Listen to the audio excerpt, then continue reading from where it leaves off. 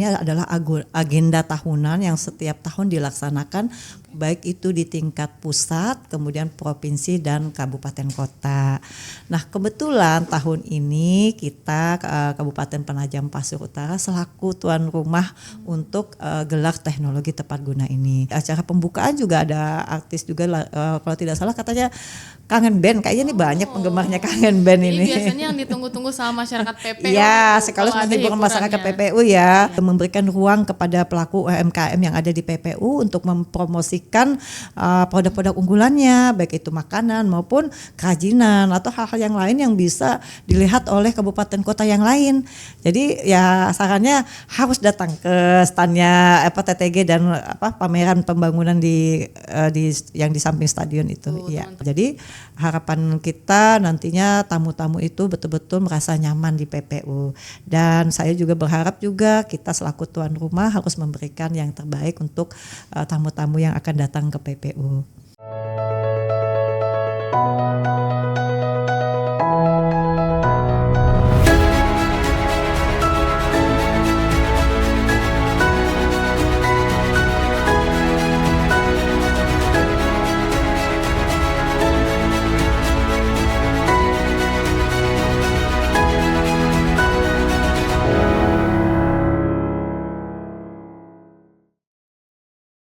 Assalamualaikum warahmatullahi wabarakatuh. Ise kabar taka, apa kabar masyarakat Penajam Pasir Utara? Kembali lagi bersama saya Marsha Julia dalam Suara Benua Taka, podcastnya masyarakat Penajam Pasir Utara. Kali ini masih dalam rangkaian hari ulang tahun Kabupaten Penajam Pasir Utara tahun 2025. Sudah hadir bersama-sama dengan saya hari ini Kepala Dinas Pemberdayaan Masyarakat dan Desa Kabupaten Penajam Pasir Utara, Ibu Tita Deritayati. Halo Ibu, apa Halo kabar? Juga. Baik, alhamdulillah. Ini pertama kali ya Bu ya hadir betul. di podcast Suara Benua Taka. Ya. Bagaimana Ibu perasaannya? Yang jelas senang sekali bisa hadir di sini dan diundang oleh Dinas Kominfo nih. Untuk pertama kalinya nih saya di sini, kayaknya nyaman deh. Oke, hari ini mungkin kita mau ngobrol-ngobrol sedikit Ibu Tita mengenai salah satu kegiatan nih yang infonya masih dalam rangkaian perayaan Hari Ulang Tahun Kabupaten Penajam Pasir Utara tahun 2025, yaitu gelar teknologi tepat guna. Nah, ini kan DPMD menjadi leading sektor ya Bu ya. Betul. Untuk kegiatan gelar teknologi tepat guna ini. Mungkin untuk perkenalan nih Bu kepada teman-teman yang menonton, bisa dijelaskan sedikit mengenai apa sih gelar teknologi tepat guna ini Bu? Baik, jadi kebetulan kan gelar teknologi tepat guna ini leadingnya di kami. Nah, memang ini adalah agenda tahunan yang setiap tahun dilaksanakan, baik itu di tingkat pusat, kemudian provinsi dan kabupaten kota. Nah, kebetulan tahun ini kita Kabupaten Penajam Pasir Utara selaku tuan rumah untuk gelar teknologi tepat guna ini. Jadi gelar teknologi tepat guna ini adalah kegiatan yang nantinya berkompetisi. Jadi memang dia ada lomba itu ada beberapa nanti kategori. Nah, kemudian memang jadi nanti ada lomba-lomba yang berkaitan dengan gelar teknologi tepat guna. Nanti mungkin lebih jelasnya kita akan jelaskan. Dan kemudian PPU kebetulan pada tahun 2024 kemarin kita memang menghadiri acara gelar teknologi tepat guna di Samarinda, tuan rumahnya. Nah, pada saat itu ditetapkanlah PPU menjadi tuan rumah tahun 2025 ini, dan kebetulan dirangkai dengan acara Hari Jadi Kabupaten. Berarti ini pertama kalinya ya Bu ya Kabupaten pertama PPU kalinya ditunjuk sebagai tuan rumah dalam gelar teknologi tepat guna ini. Ya betul, jadi nanti di gelar teknologi tepat guna ini ada berbagai macam rangkaian kegiatan. Dan ini mungkin juga nanti kita akan sampaikan apa saja kegiatan-kegiatannya nanti. Oke, untuk gelar ini sendiri Bu akan dilaksanakan selama berapa hari dan mulai dari tanggal berapa hingga tanggal berapa? Ya, kebetulan kalau untuk acaranya itu sesuai dengan rundown acara itu dimulai dari tanggal 29 malam. Jadi di tanggal 29 malam itu ada kegiatan namanya gala dinner. Jadi silaturahmi kita itu di tanggal 29 April, dan di situ juga ada beberapa kegiatan termasuk juga ada tarian, kemudian juga ada hiburan Kemudian selanjutnya ada kegiatan pembukaan. Nah, kebetulan pembukaan ini nanti sekaligus juga pembukaan dalam rangka rangkaian hari jadi kabupaten. Jadi pembukaan gelar teknologi tepat guna itu di tanggal 30. Kemudian nanti di tanggal 1 ada kegiatan lokakarya. Itu memang rangkaian dari kegiatan TTG itu sendiri. Dan itu nanti juga ada penetapan nanti tahun depan siapa nih lagi yang tuan rumah. Jadi di kegiatan lokakarya. Selanjutnya di tanggal 4 di tanggal 2 hari Jumat. Tanggal 2 itu ada penilaian lomba TTG. Nanti pihak Dewan Juri yang memang sudah ditentukan oleh pihak provinsi itu mereka akan nanti menilai setiap stand TTG, dan di situ juga nanti ada beberapa rangkaian acara setelah penilaian. Nanti ada namanya presentasi. Jadi peserta yang lomba itu akan ada presentasi untuk menyampaikan apa sih keunggulan dari produk yang mereka pamerkan di stand TTG itu sendiri. Nah, terakhir di tanggal 3 Mei itu adalah malam penutupan. Oh iya, jangan lupa nanti malam penutupan juga ada artis yang menghibur. Kemudian juga di acara pembukaan juga ada artis juga, kalau tidak salah katanya Kangen Band. Kayaknya nih banyak penggemarnya Kangen Band ini. Ini biasanya yang ditunggu-tunggu sama masyarakat PPU. Ya, sekaligus menghibur masyarakat PPU ya. Dan juga selain pameran gelar teknologi tepat guna kan ada juga pameran produk-produk UMKM unggulan PPU ya. Makanya harus datang. Berarti ini cukup lama ya Bu ya, sekitar 5 hari gelarannya berlangsung mulai tadi dari tanggal 29 April sampai 3 Mei ya, 2025. Nah, ini yang menarik nih Bu. Jadi gelar teknologi tepat guna ini kan di semacam kompetisi. Untuk peserta yang terlibat itu biasanya dari terbuka untuk umum kah atau bagaimana? Ya, jadi memang itu kan karena tingkatnya tingkat provinsi, semua kabupaten kota yang di leadingnya di DPMD kabupaten kota masing-masing itu nanti mereka memang sudah mengadakan seleksi atau lomba di tingkat kabupaten kota mereka masing-masing. Jadi pemenang itulah yang nanti mewakili kabupaten kotanya. Nah, kemudian mereka mewakili kabupaten kotanya mengikutkan untuk peserta lomba-lomba posyanteknya ada beberapa kategori ini, ada kategori posyantek desa atau kelurahan.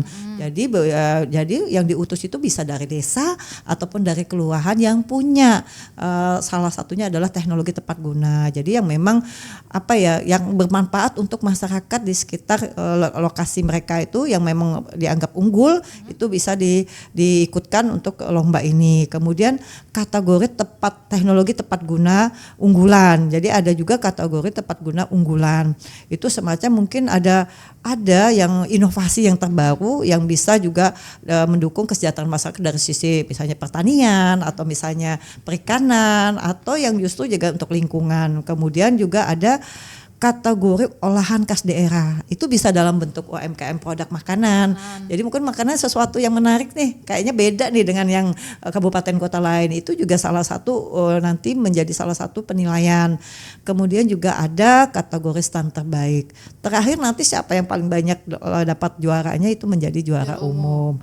Mudah-mudahan PPU bisa masuk ya, doain tolong. Dari 10 kabupaten kota tentunya PPU ikut berpartisipasi juga dong. Ya, karena PPU kan tuan rumah harus semangat ikut partisipasi. Kalau bisa jadi juara umum. Ya, harus juga kalau bisa. Targetnya kan harapan kita. Yang penting kita sudah berusaha mempersiapkan yang terbaik untuk PPU. Sebenarnya sangat menarik sih Bu, karena tadi begitu banyak kategori lomba yang dijelaskan, ada olahan dari daerahnya masing-masing terbaik. Jadi sebenarnya gelar teknologi tepat guna ini tidak hanya para inovator ini mereka berkompetisi, tetapi juga sebenarnya mempromosikan keunggulan dari masing-masing kabupaten kota di daerahnya masing-masing. Seperti itu ya Bu ya? Iya benar, inilah maksudnya tujuannya dari gelar teknologi tepat guna itu juga ada beberapa hal yang diharapkan. Yang pertama adalah meningkatkan kesadaran akan pentingnya teknologi tepat guna dalam mendukung pembangunan berkelanjutan. Jadi dengan adanya kita mengadakan gelar ekspor teknologi tepat guna ini, jadi masyarakat akan datang, oh ternyata seperti ini loh, ini memperkenalkan dan mereka sadar ternyata penting. Jadi teknologi itu tidak mesti harus yang mahal, harus yang mungkin dalam kapasitas besar, tapi dengan membuat satu inovasi gitu ternyata itu murah tapi bisa bermanfaat bermanfaat untuk masyarakat. Banyak hal, kadang-kadang ada kan masyarakat yang punya inovasi di desa, mereka cukup membuat satu alat yang sebenarnya memudahkan mungkin untuk dari sisi pertanian. Nah, itu yang memang diharapkan dan sekaligus memperkenalkan sehingga nanti bisa bermanfaat untuk yang masyarakat yang lebih luas begitu. Jadi kedua kemudian mendorong kolaborasi antar berbagai pihak termasuk pemerintah, akademisi dan sektor swasta. Jadi biasanya gelar teknologi tepat guna itu ada beberapa perusahaan yang memang mensupport, mendampingi masyarakat yang punya kemampuan dalam hal berinovasi. Nah, itu terkait juga teknologi tepat guna karena mungkin mereka juga ada keterbatasan ya. Jadi kalau perusahaan punya peran itu lebih bagus lagi. Kemudian juga mungkin ada sisi-sisi yang harus melibatkan akademisi. Kemudian terakhir adalah menghasilkan inovasi yang dapat diterapkan langsung di masyarakat untuk meningkatkan kualitas hidup. Ada beberapa inovasi yang sebenarnya bagus untuk di lingkungan masyarakat, di desa dan kelurahan. Contoh kayak misalnya tentang lingkungan, itu bisa sangat mendukung dalam rangka program pengelolaan lingkungan hidup. Kemudian dari sisi mungkin ada alat-alat teknologi yang ramah lingkungan, misalnya dari sisi makanan pakan ternak ataupun juga dari sisi alat-alat yang tidak mesti harus menggunakan bahan-bahan yang kimiawi. Nah, ini yang dimaksud tujuannya, harapannya dengan kegiatan ini bisa bermanfaat untuk masyarakat. Begitu banyak ibaratnya ini sekali mendayung 2-3 Ibu dari satu kegiatan, tidak hanya mereka berinovasi tapi juga itulah tadi ada banyak tujuan yang bisa tercapai. Kalau untuk ini kan berarti kompetisi ya Bu ya, kompetisi. Kalau untuk tim penilainya sendiri itu biasanya dari mana Bu? Nah, tim penilai itu memang karena ini kita berkolaborasi dengan provinsi, kan ini kegiatan provinsi sebenarnya, tapi kita sebagai tuan rumah. Jadi kalau untuk tim penilainya itu langsung ditentukan oleh provinsi dan sangat independen. Gitu. Jadi insya Allah tidak akan, artinya tidak diwakilkan oleh kabupaten kota yang ikut peserta, tapi yang independen. Kebetulan mungkin ada yang dari akademisi. Kemudian juga ada dari masyarakat di luar dari pemerintahan, yang harapannya ini nanti juga mereka nanti memberikan penilaian secara ya objektif ya. Jadi memang dewan juri itu ditentukan oleh pihak provinsi. Ini ada satu hal yang menarik tadi kan dari penjelasan Ibu Tita bahwa selama 5 hari berturut-turut gelar teknologi tepat guna ini kan akan disertai dengan pameran ya Bu ya, ada stand-stand. Itu nanti lokasinya di dekat samping depan stadion Panglima Sentik. Yang di samping Polres itu. Dan saya lihat sudah mulai tenda-tendanya sudah mulai persiapan. Artinya nanti para peserta, para inovator nanti dari 10 kabupaten kota yang ada di Provinsi Kalimantan Timur, mereka tidak hanya lomba saja tapi hasil dari teknologinya itu nanti akan pamerkan juga di stand tersebut. Betul, jadi mereka akan membawa alat-alat teknologi tepat guna yang mereka akan pamerkan dan akan diikutkan lomba.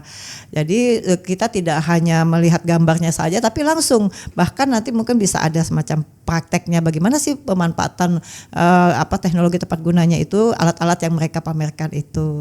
Nah, ini memang menarik sekali nih kalau kita sarankan ayo berkunjung ke standnya gelar teknologi tepat guna. Dan menjadi keuntungan juga buat bagi para inovator karena ketika hasil inovasi mereka dipamerkan, siapa tahu nanti ada investor-investor yang datang. Betul, seperti itu ya Bu ya. Jadi bisa menjalin kerjasama dan kita juga diuntungkan. Jadi kalau misalnya ternyata ada alat-alat yang dengan sederhana dan murah biaya operasionalnya, kita bisa saling bertukar informasi, dan kalau memang ada yang berminat kan bisa saling, mungkin akan terjadi jual beli misalnya, kan ini juga menjadi salah satu wadah untuk promosi dan juga untuk saling memberikan informasi. Berarti hal ini juga bisa dinikmati oleh masyarakat sekitar juga ya Bu ya. Dengan tadi ada pameran teknologi tepat guna dan juga nantinya juga akan ada pameran UMKM. Ya, nah ini pendukung juga nih, menarik sekali nih karena dari kita kan kabupaten ini kan juga memberikan ruang kepada pelaku UMKM yang ada di PPU untuk mempromosikan produk-produk unggulannya, baik itu makanan maupun kerajinan atau hal-hal yang lain yang bisa dilihat oleh kabupaten kota yang lain. Jadi ya sarannya harus datang ke standnya TTG dan pameran pembangunan yang di samping stadion itu. Teman-teman sudah dengar sendiri kan tadi penjelasan dari Ibu Tita bahwa selama 5 hari nanti berturut-turut akan ada banyak rangkaian kegiatan mulai dari pameran UMKM, kemudian pameran teknologi tepat gunanya itu sendiri, dan juga pada saat pembukaan akan ada kedatangan artis ibu kota ya. Meskipun kita sudah menjadi IKN tapi tetap artis kedatangan artis ibu kota gitu ya Bu ya. Kalau tadi sudah di-spill sedikit nih dari Bu Tita, akan ada Kangen Band. Ini kayaknya teman-teman dari masyarakat yang menonton juga pasti udah nggak sabar banget Bu. Tentunya jangan lupa 30 April ya Bu Teh ya. Iya, 30 April pembukaannya. 30 April malam 2025 malam di halaman Stadion Panglima Sentik Kabupaten Penajam Pasir Utara. Oke, untuk gelar teknologi tepat gunanya sendiri tadi sudah begitu banyak penjelasan dari Ibu Tita. Kalau untuk PPO sendiri Bu, ini kan pertama kali menjadi tuan rumah. Sampai sejauh ini apa saja yang sudah dipersiapkan untuk menyambut gelar teknologi tepat guna ini? Oke, baik, kita PPU sendiri selaku tuan rumah, kita ingin tamu-tamu yang datang ke PPU itu merasa nyaman dan mereka datang dengan kesan yang baik. Jadi kita sendiri juga sudah memberikan informasi, harapannya tamu-tamu yang datang ke PPU itu bisa menginap di PPU. Jadi kita sudah memberikan informasi terkait tempat-tempat yang bisa dikunjungi, kemudian mungkin penginapannya juga, hotel yang layak untuk mungkin mereka akan nanti bermalam, kemudian juga objek-objek wisata yang sudah kita juga share ke semua peserta, siapa tahu mereka ingin berkunjung ke objek-objek wisata yang ada di PPU, kemudian juga termasuk fasilitas-fasilitas dari kendaraan dan fasilitas lainnya. Jadi harapan kita nantinya tamu-tamu itu betul-betul merasa nyaman di PPU, dan saya juga berharap juga kita selaku tuan rumah harus memberikan yang terbaik untuk tamu-tamu yang akan datang ke PPU. Artinya melalui gelar teknologi tepat guna ini diharapkan para nanti 10 kabupaten kota yang akan berkunjung ke PPU ini mungkin tidak hanya sekedar mengikuti event gelar teknologi tepat guna aja, tapi juga bisa sambil berwisata. Betul, gitu, Jadi kita sudah share semua tuh.